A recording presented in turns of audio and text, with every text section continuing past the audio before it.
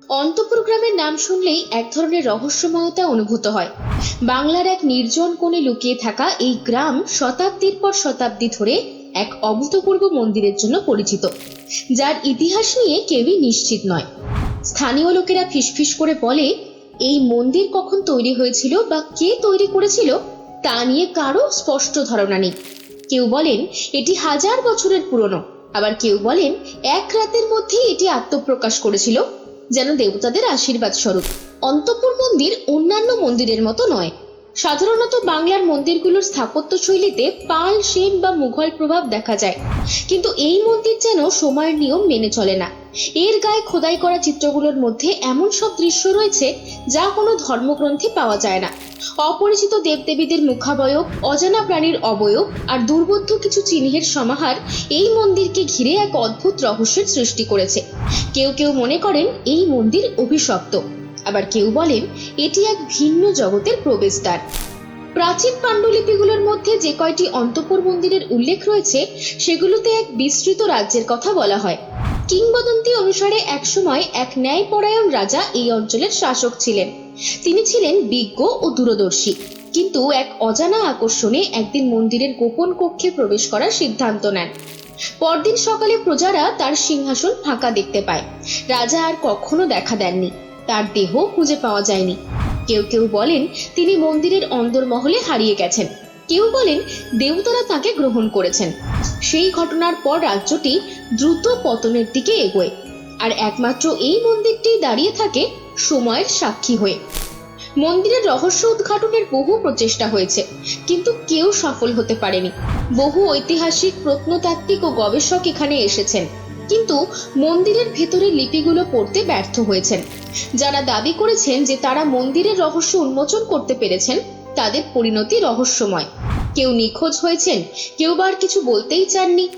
কলকাতার এক বিখ্যাত ঐতিহাসিক একবার ঘোষণা করেছিলেন যে তিনি মন্দিরের প্রতীকগুলোর অর্থ বুঝতে পেরেছেন, কিন্তু তার গবেষণা প্রকাশের আগের রাতেই তিনি নিখোঁজ হন। তার ঘর খালি পাওয়া যায়, সমস্ত নথিপত্র উধাও হয়ে যায়। কয়েকদিন পর তার নামও ইতিহাস থেকে মুছে যেতে থাকে। আরো আশ্চর্যের বিষয় হলো, যারা সন্ধ্যার পর মন্দিরের ভিতরে প্রবেশ করেছেন তাদের বেশিরভাগই আর স্বাভাবিক জীবনে ফিরতে পারেননি। রাতের পর রাত গ্রামের মানুষজন দেখেছে কেউ কেউ মন্দিরে ঢুকে যায়, কিন্তু ফিরে আসে একেবারে বদলে গিয়ে। কেউ সম্পূর্ণ স্মৃতিভ্রষ্ট হয়ে যায়, নিজের নাম পর্যন্ত মনে করতে পারে না। আবার কেউ এমন ভাষায় কথা বলতে শুরু করে যা কোনো মানুষের বোঝার ক্ষমতার বাইরে। একবার এক ব্রিটিশ অফিসার এই গল্পগুলোকে কুসংস্কার মনে করে হাস্যকর বলে উড়িয়ে দিয়েছিলেন। তিনি তার সেনাদের নিয়ে মন্দিরের সন্ধান চালানোর নির্দেশ দেন। সেনারা সন্ধ্যার পর মন্দিরে প্রবেশ করলেও আর ফিরে আসেনি। পরদিন সকালে অফিসার নিজে ভেতরে প্রবেশ করেন, কিন্তু সেনাদের পান শুধু পড়ে থাকা কিছু লণ্ঠন ও অস্ত্র। তার সৈন্যদের কোনো চিহ্নই নেই। সেই দিনের পর সেই অফিসারও গ্রাম ছেড়ে চলে যান, আর কখনো ফিরে আসেননি। মন্দিরের রহস্যময়তা এখানেই শেষ নয়। স্থানীয়দের মতে মন্দিরের অভ্যন্তরে কিছু অতিপ্রাকৃত শক্তি রয়েছে। কেউ কেউ রাতের বেলা এর আশেপাশে অদ্ভুত আওয়াজ শুনেছেন, মৃদু স্তব গান, পায়ের শব্দ, এমনকি কখনো কখনো নিভু নিভু প্রদীপের আলো পর্যন্ত দেখা গেছে। অনেকেই মনে করেন এক অদৃশ্য সম্প্রদায় আছে যারা এই মন্দিরের রক্ষক। গ্রামে কেউ তাদের দেখেননি, কিন্তু যারা মন্দিরের রহস্য নিয়ে বেশি আলোচনা করে তারা গভীর রাতে রহস্যময় সতর্কবার্তা পেয়ে যায়, এই কথা ভুলে যাও, নয়তো এর ফল ভালো হবে না। তবে প্রতি বছর একটি বিশেষ জ্যোতির্বৈজ্ঞানিক ঘটনার সময় দূর দূরান্ত থেকে কিছু রহস্যময় ভক্ত মন্দিরে আসেন।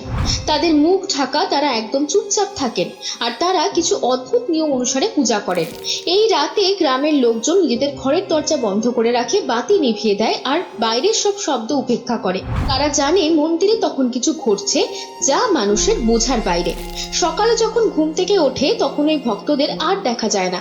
মন্দির আবার আগের মতো নীরব হয়ে যায়, যেন কিছুই ঘটেনি। কিছু মানুষ মনে করেন মন্দিরটি এক ভয়ঙ্কর সত্য লুকিয়ে রেখেছে, যা মানুষের জানার কথা নয়। কেউ কেউ মনে করেন এটি আদৌ মানুষের তৈরি নয় এবং অন্য কোনো শক্তি এটি এখানে স্থাপন করেছে। সত্য যাই হোক, অন্তঃপুরের গ্রামবাসীরা জানে এই মন্দিরটি কোনো সাধারণ স্থাপনা নয়। সময়ের সাথে সাথে বহু রাজা, ঐতিহাসিক, গবেষক এর রহস্য সমাধানের চেষ্টা করেছেন, কিন্তু কেউ সফল হননি। মন্দিরটি সময়ের সাক্ষী হয়ে দাঁড়িয়ে আছে, নীরব, রহস্যময়, এক অদৃশ্য শক্তির অধীন।